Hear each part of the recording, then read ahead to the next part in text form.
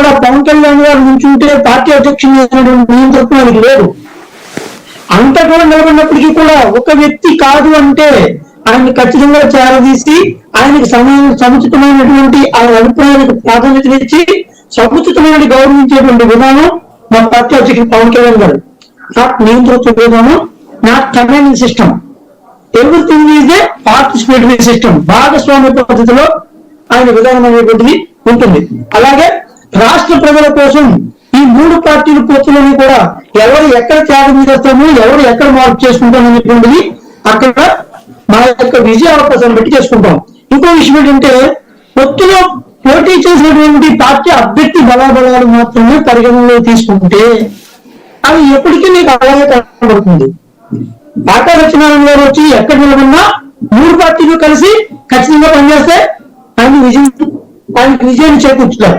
అలా మూడు పార్టీల కార్యకర్తలు, మూడు పార్టీల నాయకులు, మూడు పార్టీల శ్రేణులు కూడా ఈ కూటమిలో ఏ పర్సన్ కి ఇచ్చినా, ఏ పార్టీ పర్సన్ కి ఇచ్చినా ఎక్కించడానికి ప్రిపేర్డ్, అందులో అనుమానం అయితే లేదు. ఇంకా ఈ పార్టీకి బూత్ లో మెంబర్ లేరు, ఆ పార్టీకి సరైనటువంటి సిస్టమ్ లేదు, ఈ పార్టీకి జెండా పట్టుకునే వాళ్ళు లేరు. ఇవన్నీ కూడా అంటే వాళ్ళంతా బాధపడుకోవాల్సినటువంటి అవసరం లేదు. అటువంటి దానికి సంబంధించి సరైన మెకానిజం, వ్యూహాత్మకమైన అడుగులు మా దగ్గర ఉన్నాయి, మా కూటమి దగ్గర ఉన్నాయి, మా జనసేన పవన్ కళ్యాణ్ దగ్గర ఉన్నాయి.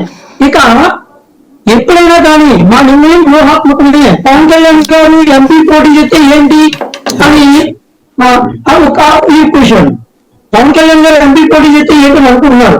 ఈ రోజు బీహార్ కానీ, లేకపోతే గోవా కానీ, లేకపోతే యూపీ కానీ, ఇలా తదితర రాష్ట్రాల్లో చూడండి ఎంపీ అభ్యర్థిగా ఉండేటువంటి వ్యక్తి సీఎం అయినటువంటి సందర్భాన్ని మర్చిపోకూడదు.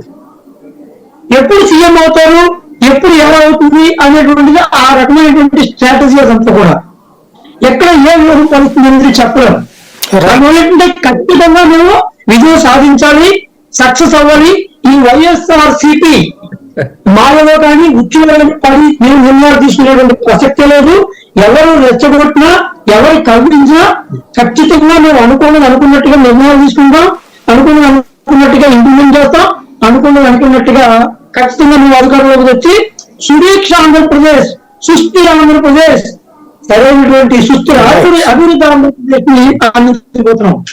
రైట్. సత్యనారాయణ గారు, ఇక్కడ ఈ సోషల్ ఇంజనీరింగ్ అన్నటువంటి కాన్సెప్ట్